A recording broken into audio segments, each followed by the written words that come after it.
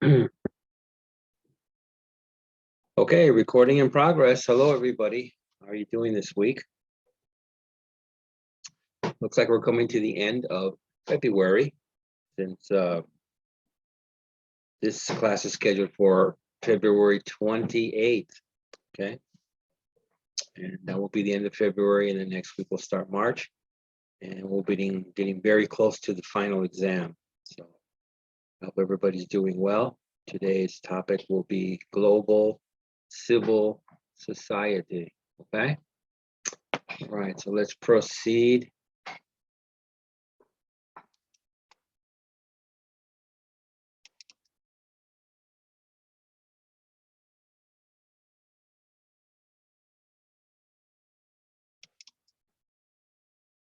All right, let me minimize myself here. Goodbye.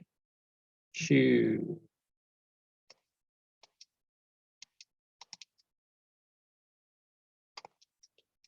Oops, I went too far. See, it's getting sketchy there.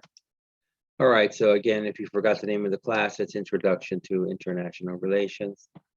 Again, I said it's for February the 28th.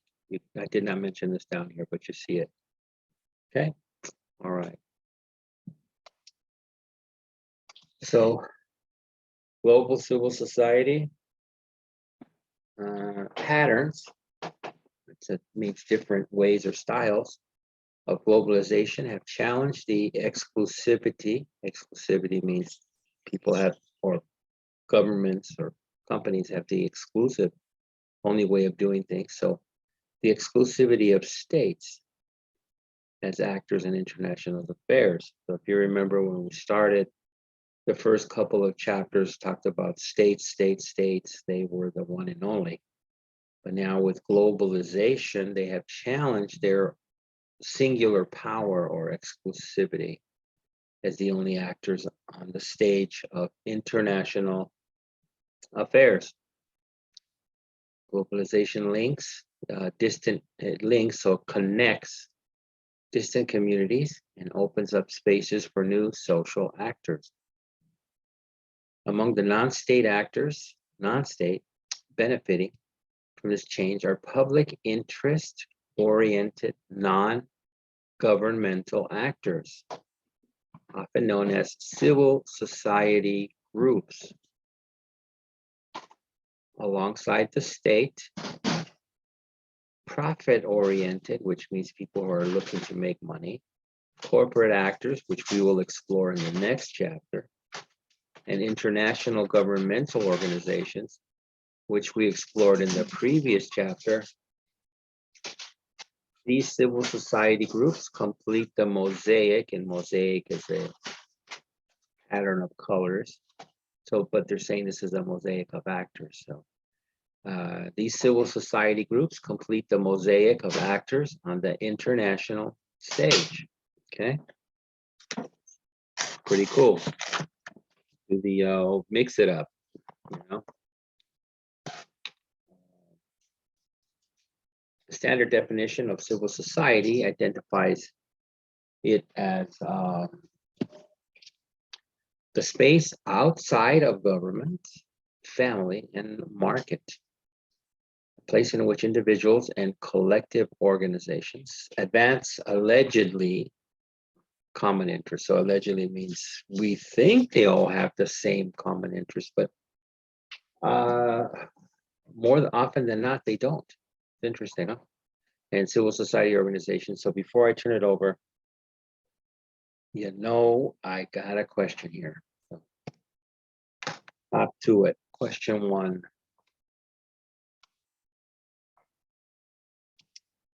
Whiteboard, pencil. Okay.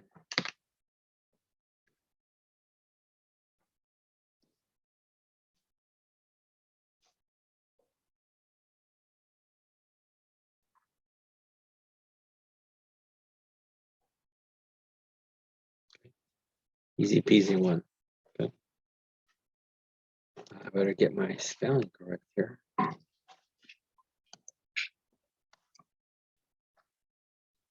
Oops.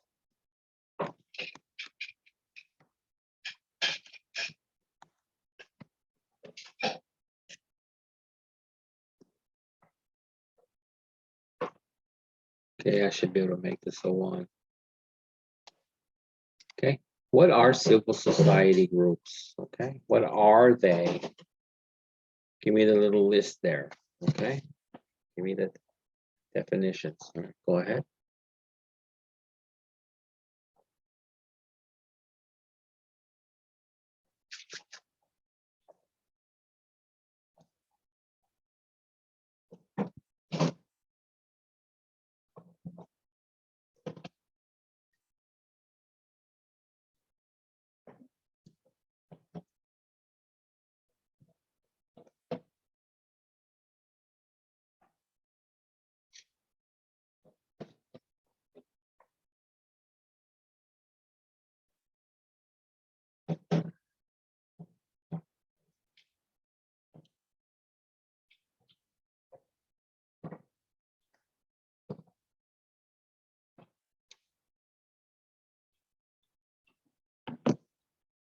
Take your time. It's better to understand the list I'm talking about because the week before's material, I asked for, give me a list of them and then, or, tell me the ones. It was like a question like,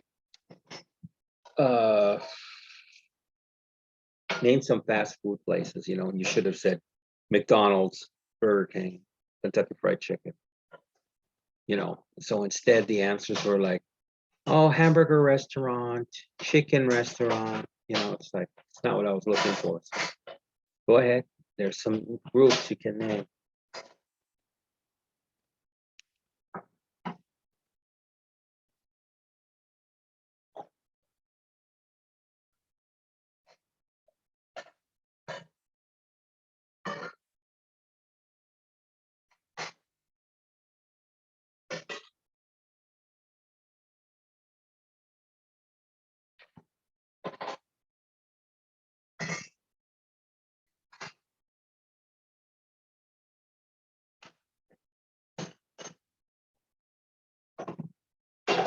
Okay, then you got a hold on that? All right.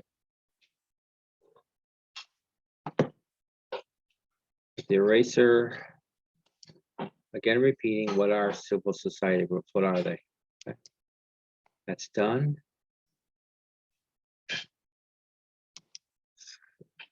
Go back to the material. We ended here, civil society. Let's move next. Let me mark off that I asked you question one. Okay. So can include community groups, non-governmental organizations, social movements, labor unions, indigenous groups. That means groups that are native to a country, like American Indians, charitable organizations, faith-based organizations like Christian,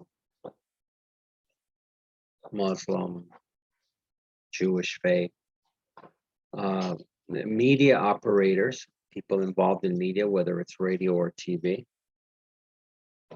academia, which you're talking about, college professors, diaspora groups, which means groups all over the border, lobby and consultancy groups, think tanks, those are people that just get together and brainstorm about ideas. The more brains, the better. And research centers where they conduct research on groups of people or society. Professional associations and foundations. Political parties and private companies can also be counted as borderline cases, which means they're right on the borders. Sometimes they're really good to count. Otherwise, maybe not sure.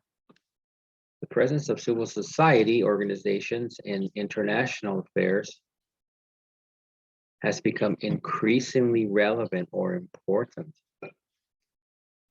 They have played a role in agenda setting, which is like setting the schedule, international lawmaking, and diplomacy, which we covered in an earlier chapter. Further, they have been involved in the implementation or usage and monitoring of a number of crucial global issues. These range from trade to development and poverty.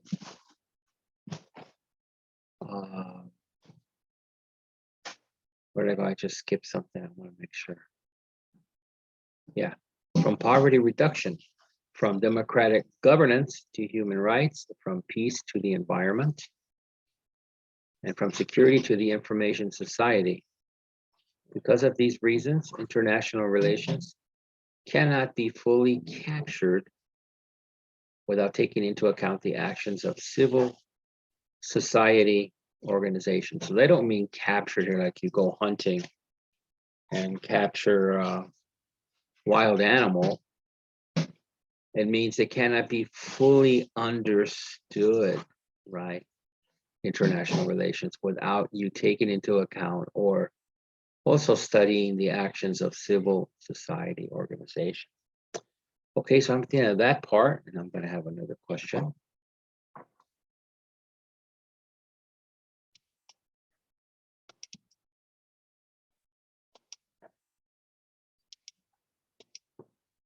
Okay.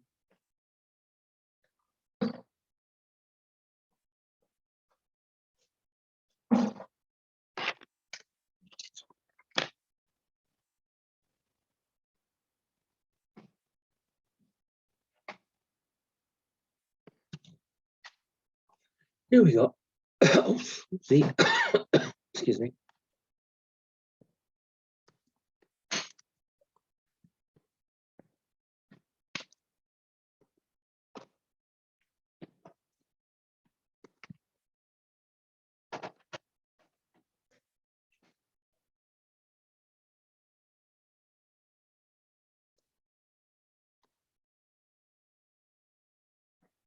Hey, you want to see if I can make a onesie out of this? One more jump. Go. Gotcha. Okay, what can civil society organizations include? Again, when I mention the word include, I mean make a list. I'll tell you the similar questions, right? The first question was, what are civil societies?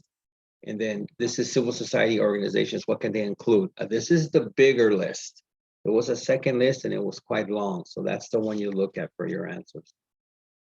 And again, you don't have to include all. Let's say, oh, geez, I don't know. We'll just throw a number out there because I didn't count each word. Let's say there's 7. You can give me 3. That's good. But I mean, if you do give me 5 or something, you don't have to get 7. You get more points than the person that gives me 1. Okay, that's how that goes. So go ahead, tackle. That's a long list. Go ahead.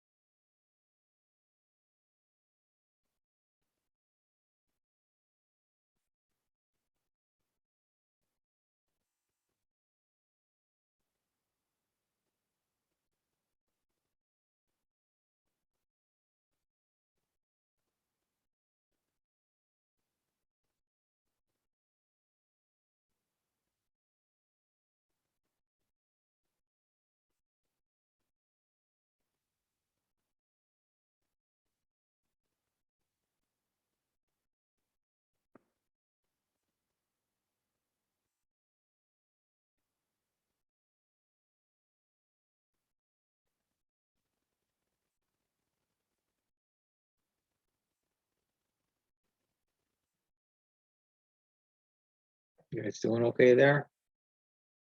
You can give me like half of them, that'll be fine.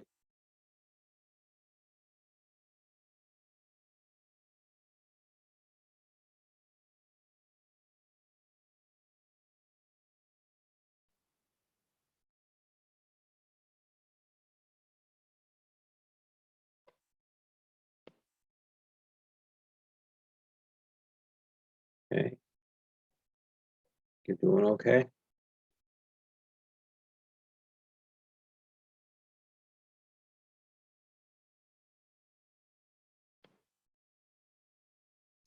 Okay. We'll move on. Repeating, what can civil society organizations include? In other words, what is the list of them going to include? Different, they're different. Okay. Back to the material. We stop here at organizations. Let me mark down. I asked you question 2.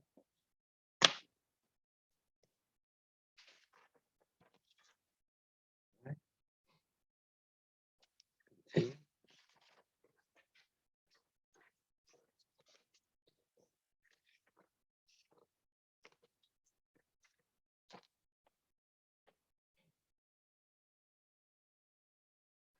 The wider international system itself has offered an environment conducive, which means positive, to the development of these kinds of activities. By forming transnational networks, civil society organizations have used their leverage or power at the international level to achieve notable results.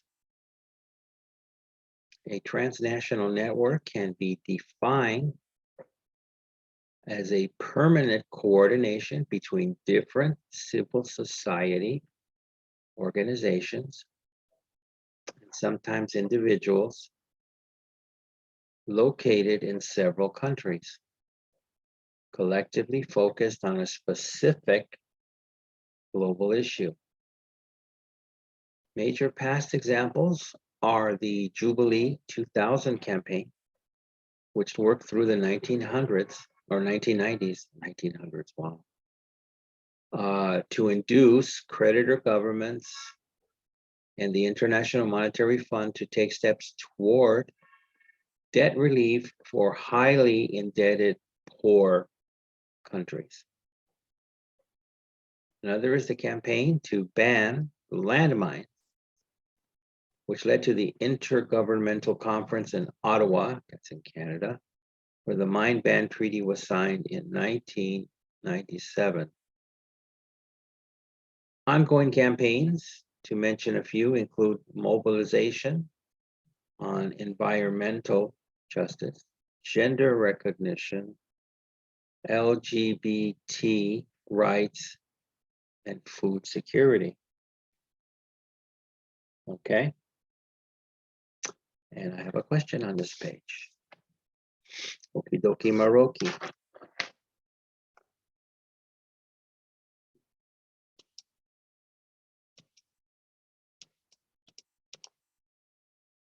Get the pencil again for my students. Steal it, because the guys like to steal my pencils.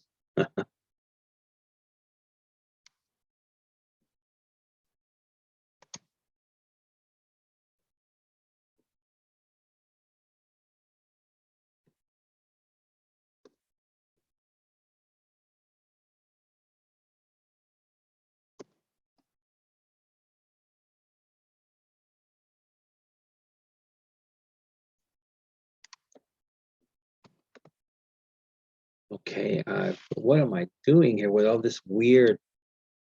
Oh boy, here we go.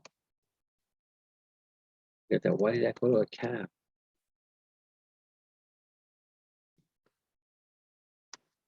Strange. The laptop has a mind of its own.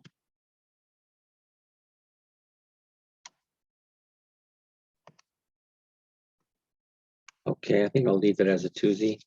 So how can a transnational network be defined? So just give me the definition of a transnational network.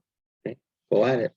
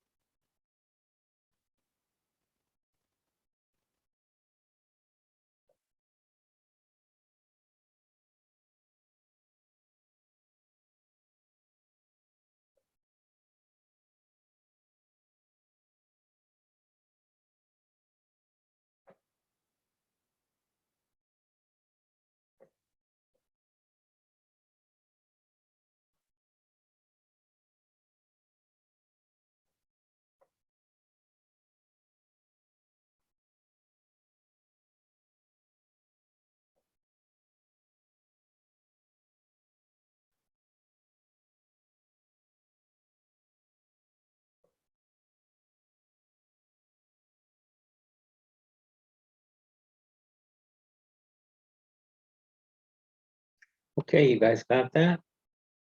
Got the definition on that? Okay.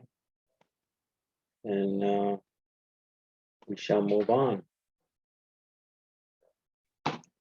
Look for that eraser. Repeating, how can a transnational network be defined?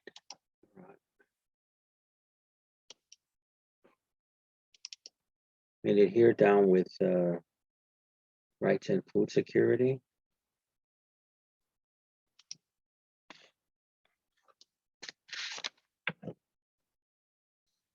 Now we move on to global civil society as a response to transnational exclusions. So we're going to talk about some groups that have been excluded somehow, traditionally. In today's complex or complicated world, traditional institutions have struggled to provide effective and legitimate responses to global issues such as climate change, financial instability, where people have a hard time paying, or countries for that matter. We're worried here in the United States, you know, from Obama to Trump to now Biden, it seems no one has tried to pay off our debt. Every president just makes it higher and higher, and I guess hopes the next president will bring it down. But we're worried because it keeps on going up. That's not a good thing. Just as it is for you and me. They always warn about personal people. Like somebody says, "Oh, I have $10,000 in debt in my credit cards," and then someone says, "That's nothing. I have 25." And oh my God, how long is it going to take you to pay that? Don't lose your job. So it's the same thing. So again, climate change, financial instability, disease epidemics, which we're in the middle of the corona, right? Intercultural violence. So look what we're having now, Ukraine and Russia. And global inequalities, where again, some countries are poorer than other countries for whatever reasons. Response to these shortcomings, forms of so-called multi-level stakeholder governance have been established that involve a combination of public and private sectors. I'm sorry, public and private actors. Remember, have these actors on the stage. Civil society action at the international level is predominantly or mostly focused on building political frameworks with embedded, which means inside, mixed inside, democratic accountability. At present, most global governance bodies suffer from accountability deficits. That's how you get that exclusion. That is, they lack the traditional formal mechanisms or ways of doing things of democratic accountability that are found in states, such as properly elected leaders, parliamentary oversight, and nonpartisan courts. Instead, the executive councils of global regulatory bodies are mainly composed of bureaucrats who are far removed from the situations that are directly affected by the decisions they take. So bureaucrats are like political people. Like I'll tell you, and they're far away removed from the situations that most of the people feel. It's like a lot of people criticize the politicians, let's say, of the city of San Francisco, right? And they're rich. So you're in LA, you know how bad the homeless situation is in LA. San Francisco is worse, way worse. So the rich politicians, they're not affected by it. They don't, and they just talk circles. People say, hey, we have to fix this homeless situation. They're like, well, I don't know. Like they showed Nancy Pelosi and she showed the ice cream, her expensive ice cream in her, I don't know how, $10,000 refrigerator. So that's what they're talking about here, right? They're not like you or me who either have to live amongst the homeless or work and be around them a lot. We don't live in a gated society, a lot of these rich politicians. So people in peripheral, which means outside geographical areas, and marginalized sections of society are especially deprived of recognition, which can mean respect, voice, the ability to speak on issues, and their influence in most contexts of global governance as it is currently practiced.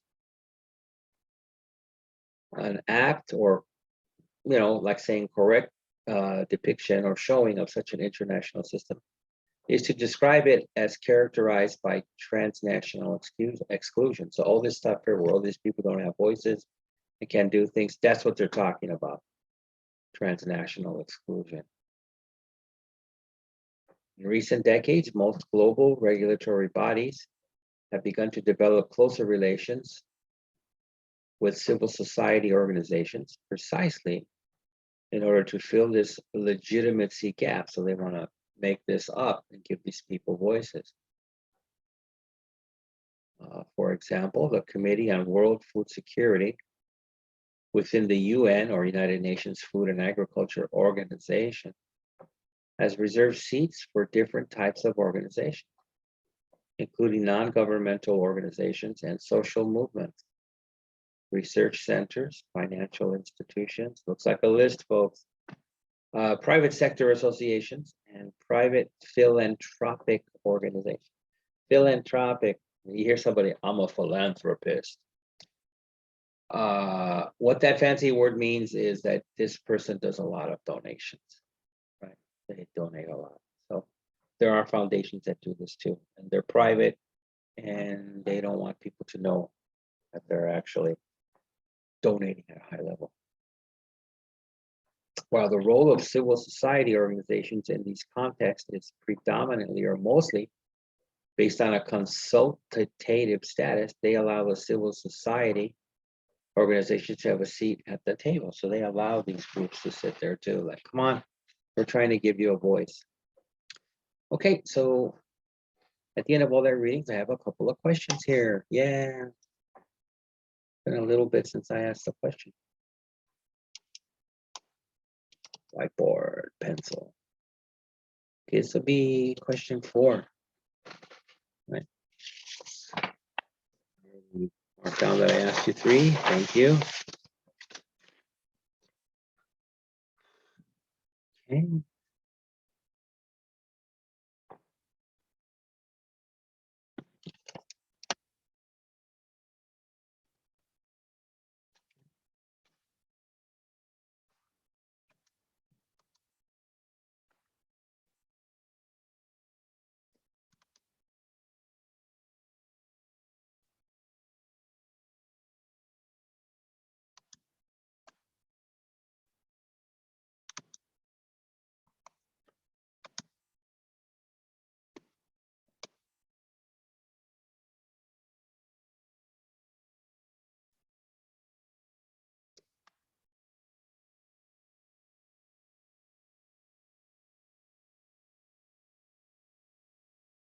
I should change this. It should be action, what they do. Sorry. You already know their organization. So.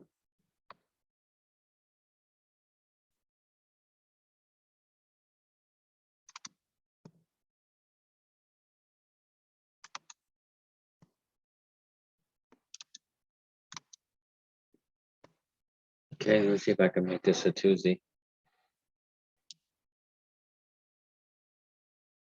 Success. Okay. At the international level, civil society actions, or that should just be action. It's a group, right? Civil society action is mostly focused on what? So tell me what they mostly focus on, folks. It might be a little longer than you think, so go ahead.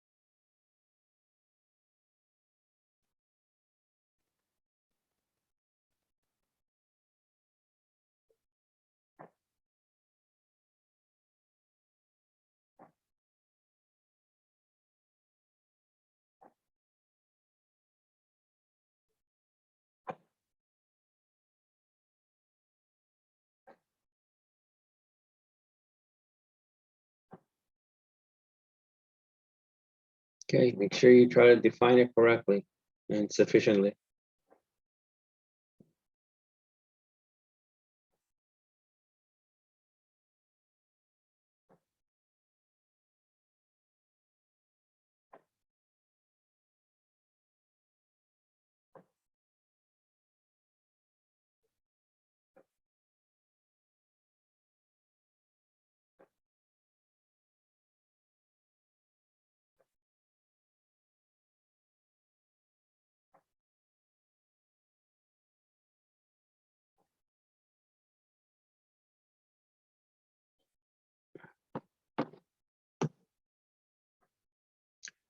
Okay, think you got that? All right, I do have another question here. This would be question 5, because it was a long reading.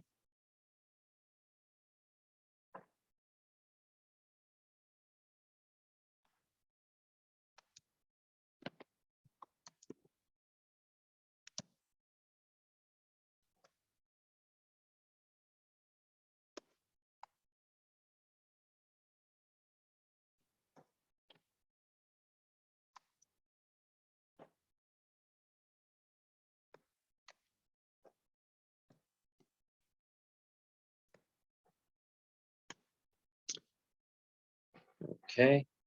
Who suffers from transnational exclusivity? So what I want here is you tell me the people that suffer.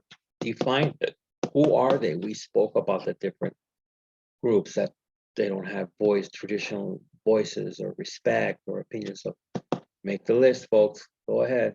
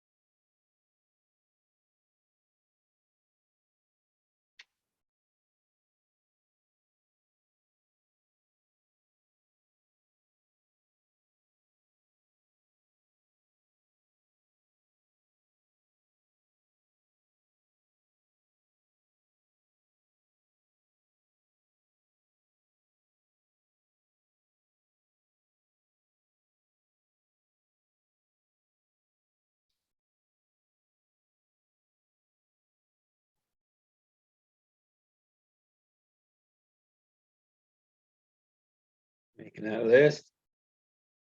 A lot of lists this week.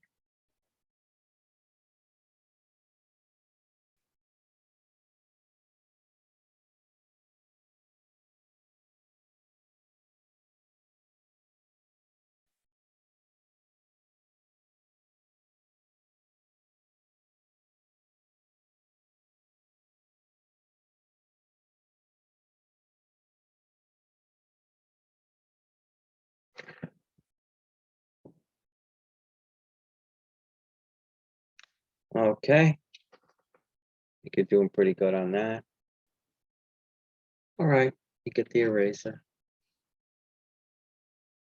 You're repeating at the international level, civil society action. What they do is mostly focused on what? So what is the action?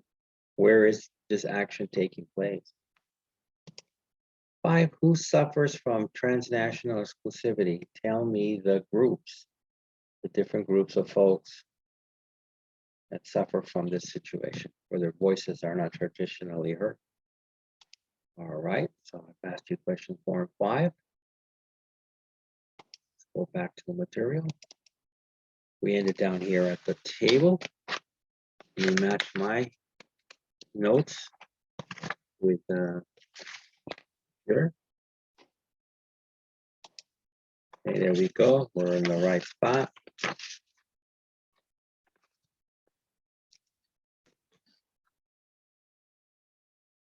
All right, we shall continue. Transnational networks can therefore be understood as organizational responses to the new global social political environment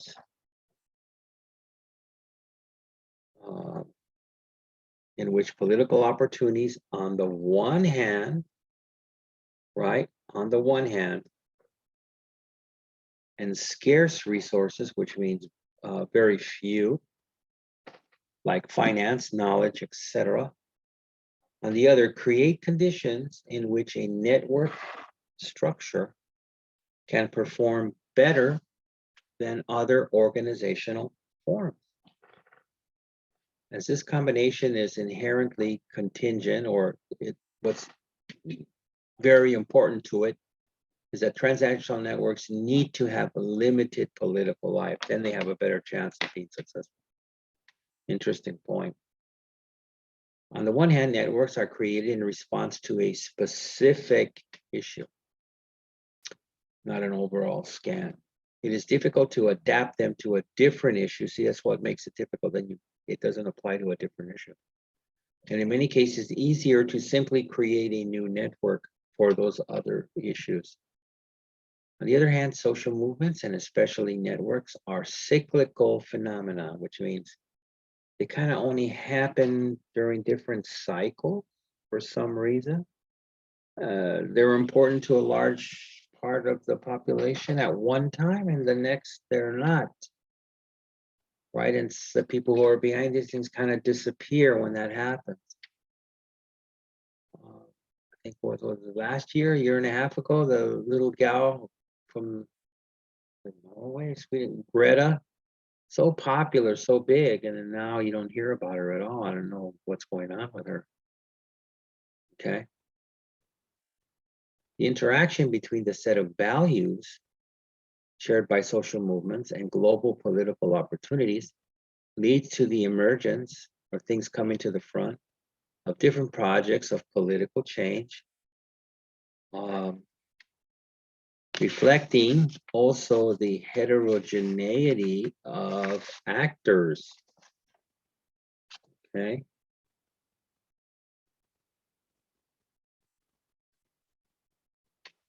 I'm trying to think if I have to explain that.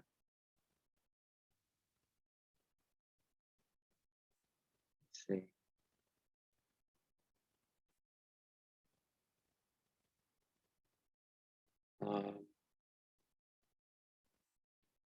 Heterogeneity means that if they're all the same, they're all on the same issue. Otherwise, it's hard to balance them. Like they said, see here it says, for instance, balancing reformist with more radical attitudes. So if your movement is kind of like in the middle, it's very hard to preach on the same level when the other one that you're trying to connect with yours is very radical and they want to do wild things, right? It's hard to connect those two together. All right.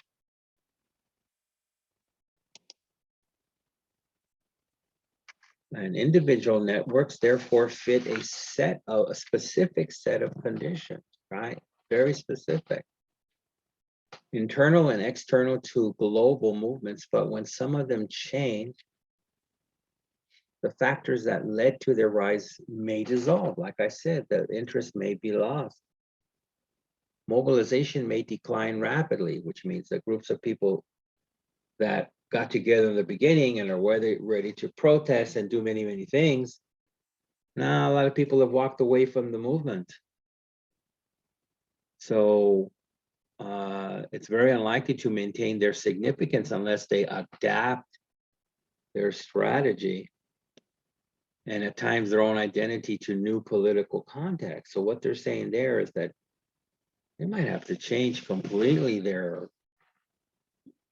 aim or what they're shooting at because of the loss of interest, right? And come at you in a different way with a different meaning, right? It's just the way it is. Okay, as I've gotten down to here to political context, I have a question in there. So the very first part of this. This will be question 6.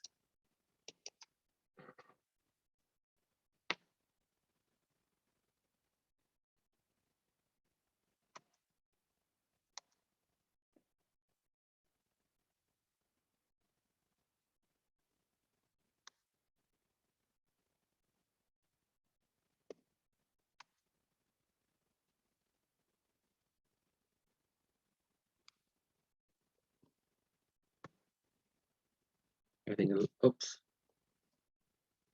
These symbols, bad symbols, won't be bad. Not as good as the 2. So how can transnational networks be understood? So tell me the meaning of them, and then we'll know how to understand them. Okay. So go ahead. What's question 6?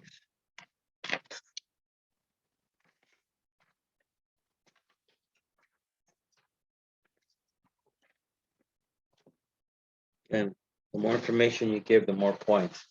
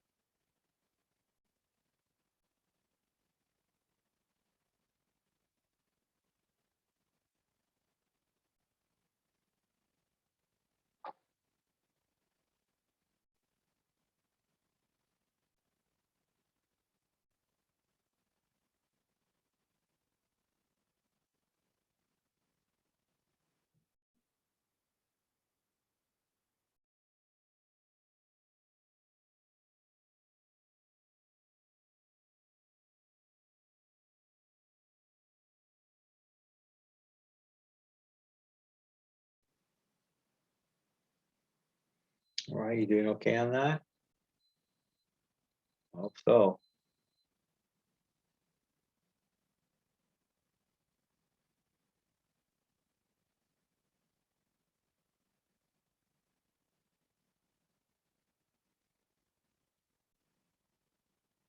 Okay, I'm gonna go for the eraser at this point.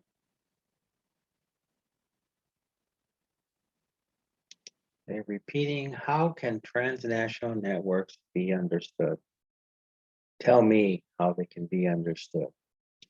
It's done. Material. Let me write down that I asked you question 6. And we stopped here at political context. So let's continue with contested, or which means argued legitimacy. So people are saying, you think you're legitimate, but we disagree. So you're going to have to prove it to us, right?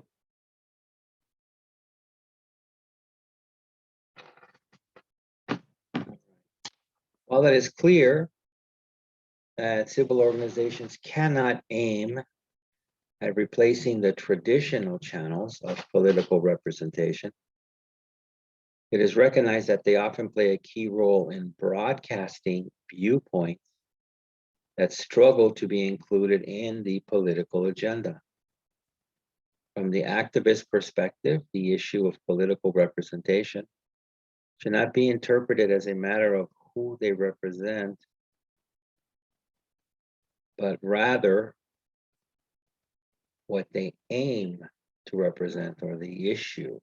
So kind of like, don't look at the group, look at the issue, right?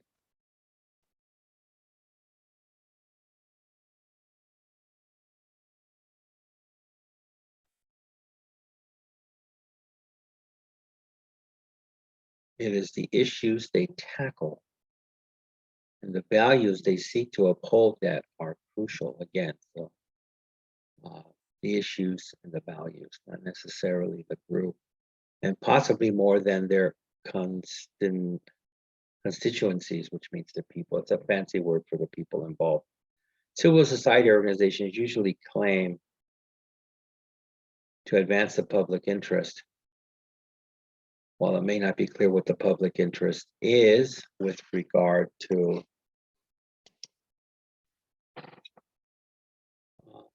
many global issues, the ambition of civil society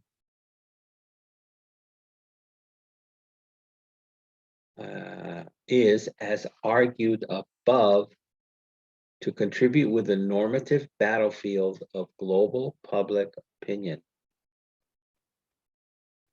to explore the issue of legitimacy. We can look at the two extremes of the civil society spectrum: the divide between mainstream politics and radical groups. At one extreme, there are civil society organizations established by governments and international organizations. At the other, we find civil society organizations that are considered criminal, yes, dangerous, okay, such as terrorist groups and mafia organizations. These represent the two extremes of co-option and ostracization, which means people will shun them from society, or like even kick them out of society. In other words, they are examples of full integration into full exclusion and full exclusion from the political system. So either they love you, bring you in, or they kick you out. For groups closer to the mainstream of politics, or those groups seeking to enter the mainstream, there is always a risk of co-optation, which means they're taking you in by the institutional system.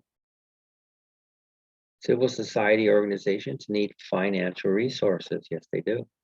Public recognition, people to recognize them and say, okay, we believe in you. And then support. So you actually support them. So besides financially, but vote for them, all of which can be provided. Or, so I'm stopping why, because you not have a question.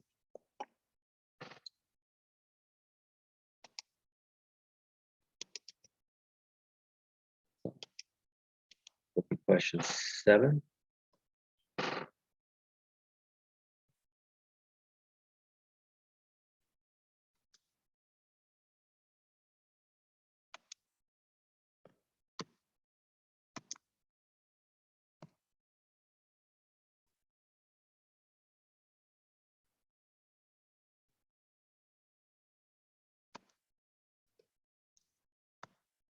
Okay, I'm going to try to make this a onesie.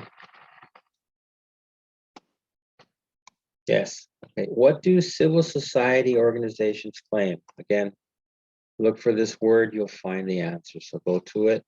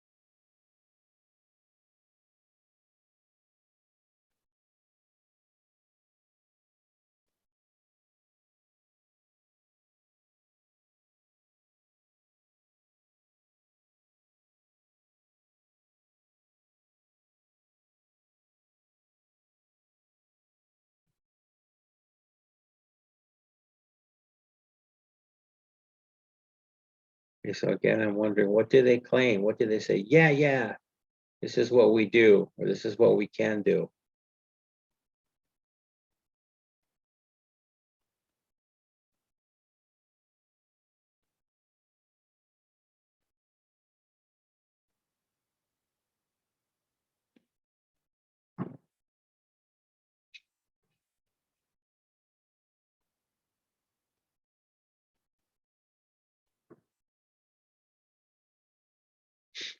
All right, you think you got that? It's not a long one, this one, so no list. Okay, repeating, what do civil society organizations claim? Back to the material. We match my notes. We have the thing where it said provided or.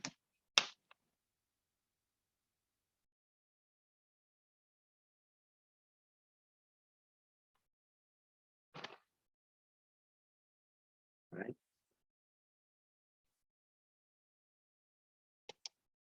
Okay. Facilitated by the political system. At the same time, the political system may take advantage of the fragmentation. So fragmentation means something is cut into pieces. It's not one solid piece.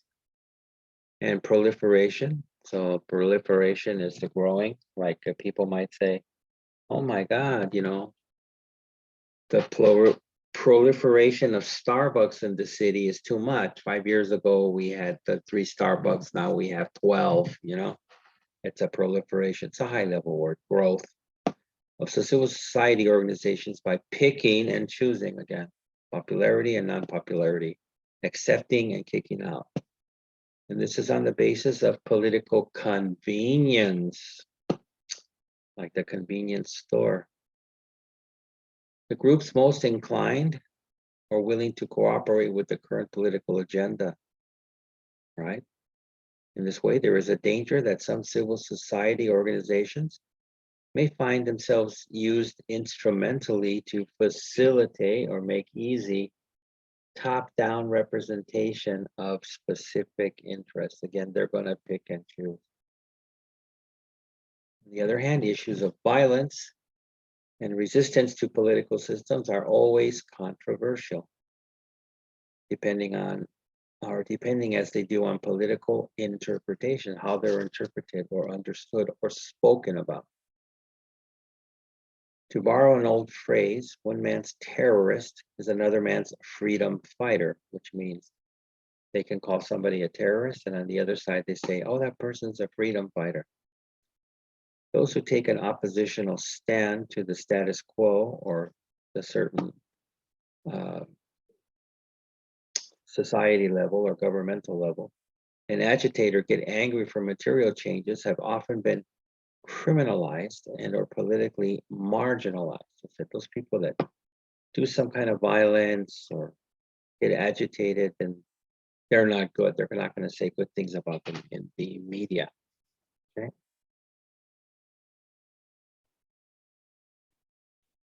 So we should always remember that the term civil is normatively loaded, which means it's a heavy word and tends to be interpreted in line with the predominant ideology. So predominant. So it's like saying, a lot of people, we had this other saying, history is written by the winners, right?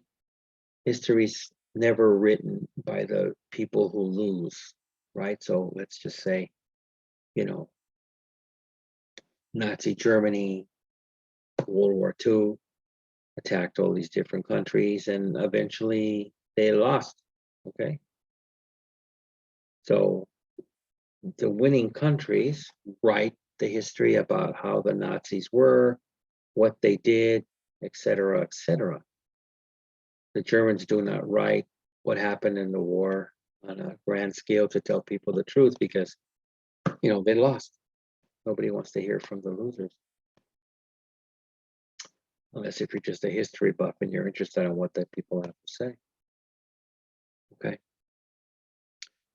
So for this reason, History is at times ironic. Prominent political leaders, such as South African President Nelson Mandela and Palestinian leader Yasser Arafat, were long considered to be leaders of criminal groups, perhaps even terrorists. Yet in due course, they were both awarded the Nobel Peace Prize. So again, if you use somebody like Mandela, I don't know if you know his history, but he was considered a terrorist because he went against the government at the time of South Africa. And he spent a lot of time in prison. That's why they consider him a terrorist. Later, he came out. There was a takeover of the country, and they made him president. And the media was at a different place and time and what the ideology was. And boom, he gets a Nobel Peace Prize. So that's what they're saying. A lot of it has to do with what's going on in society at the time. So now we'll move on to the case of the moratorium on the death penalty. Moratorium itself kind of means the death. So it's saying people decided to, the death penalty, that where people will be executed by the government if they kill someone, they put a moratorium on that, which means they killed it, right? They killed it. Very interesting choice of words. The global abolishing, so abolishing means to get rid of the death penalty, is a key aspiration or goal of human rights activism. It is a contemporary example of how initiatives backed by civil society organizations can have lasting impact. While the topic of the death penalty has been debated for centuries, it is only in recent decades that significant institutional changes have occurred or happened, with a number of countries removing capital punishment from their legal systems. The anti-death penalty stance only managed to gain importance at the United Nations level due to, shall continue, the specific transnational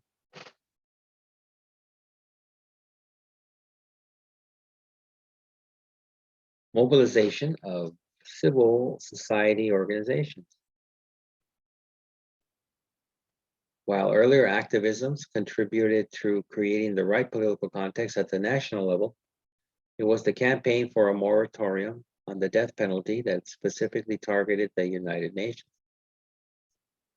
This ultimately led to a significant UN General Assembly resolution in 2007 that was reconfirmed several times in subsequent or the following years. In themselves, the resolutions and the changed attitude of the number of states are remarkable. Achievements in terms of human rights promotion, even in the death penalty, still remain in some states. The campaign developed a multi-stage process of normative promotion. It began in a specific place, Italy. It then became stronger by going transnational, via civil society organizations, networking together and sharing resources and ideas. The campaign then returned to the national domain so that key target states would be persuaded to back it. Finally, the campaign targeted the United Nations, where it successfully achieved. And I have a question in there.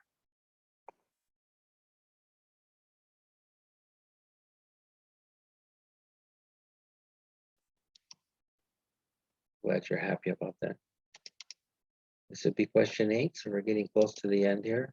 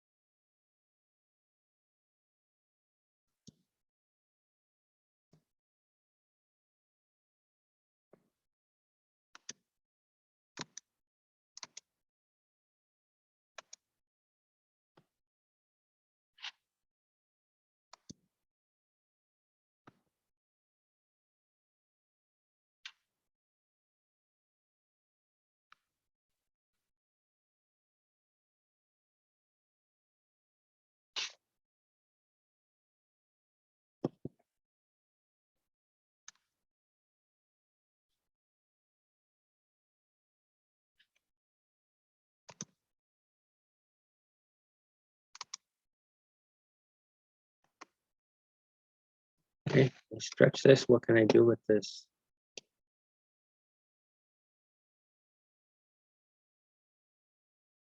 Yeah, made it Tuesday. Wow, that was not easy. Okay.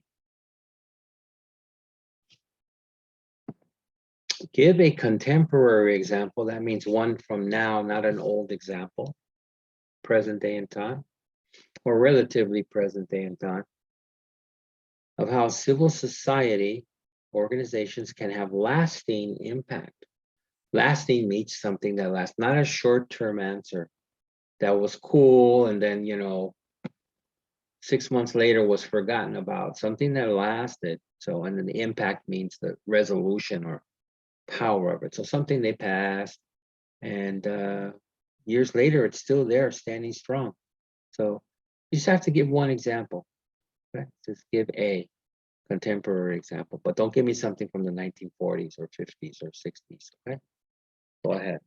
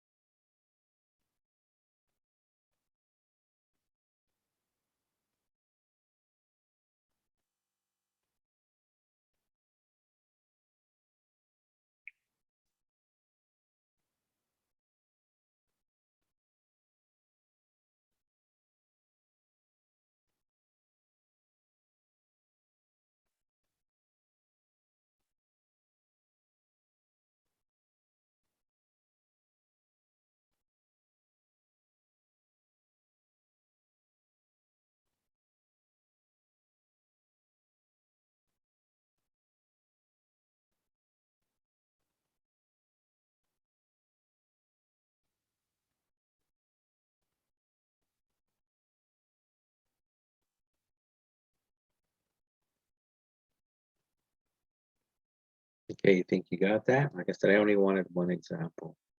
Okay? Something that they've changed that has lasting power,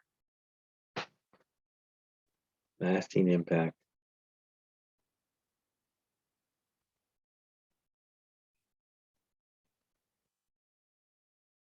All right, the eraser.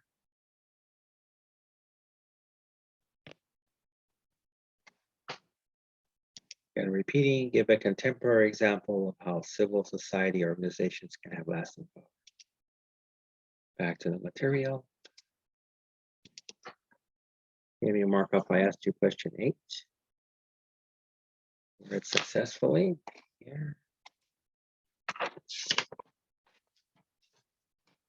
Had the backing or support of the General Assembly. The dynamics of the process cannot be fully captured without making clear that the part played by tactics or techniques of persuasion.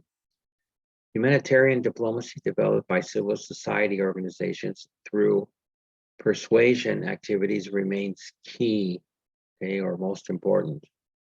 In this case, the undertaking featured two main components.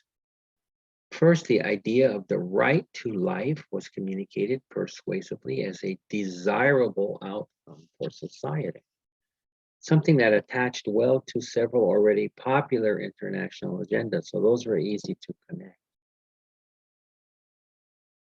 Second, an emphatic process was generated by using powerful narratives, storylines, drawn from individual cases. Anytime you can bring in individual stories to it, people can identify with them. Makes your case stronger. These were mainly stories told by people previously sentenced to death and now pardoned or released, or moving accounts by their relatives. In both cases, civil society organizations played a central role as either reason-based frame to the situation, creators or emotion-based narrative disseminators. They played an important role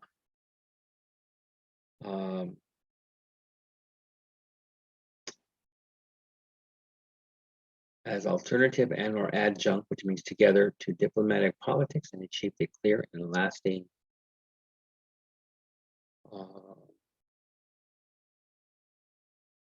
impact at the international level. I have a question. So again, we're talking about impact. Question 9.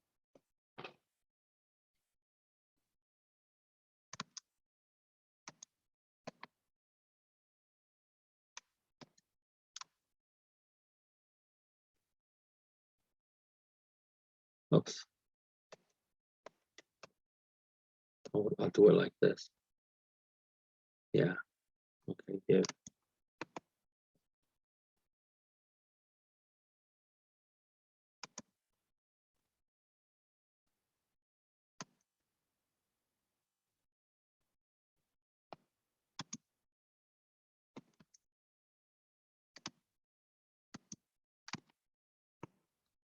Okay, so we just finished talking about 2 kinds of impact. Tell me what they were. What did we just talk about?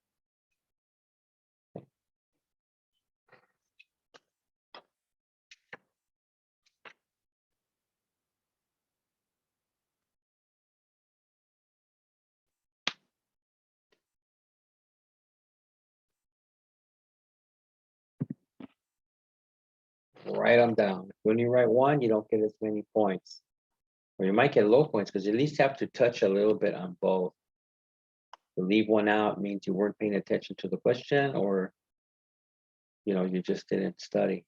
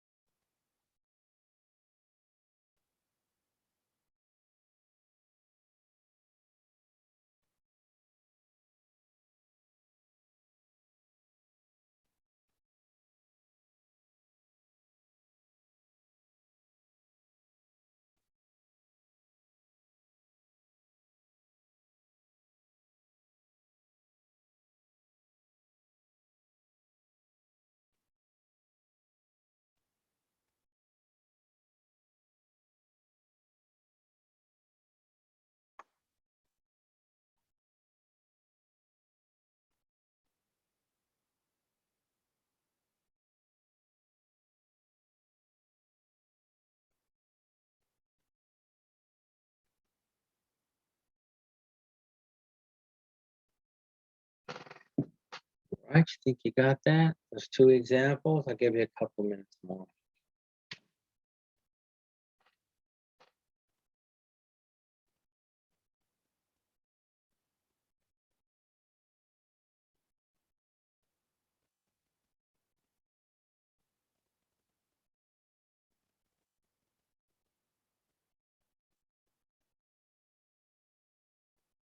All right, let me go for the eraser.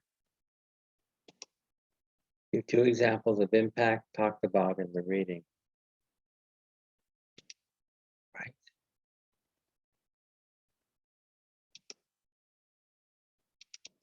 We're already at the conclusion. Yay. Then it's going to be up to me. Do I ask one last question, or do I become kind since we're getting close to the end of the quarter? Let's see. Over recent decades, civil society activities have been responsible for a number of important contributions. While this is still far from a decisive or winning move towards a comprehensive democratization of world politics, the incremental or slowly step-by-step steps should not be underestimated.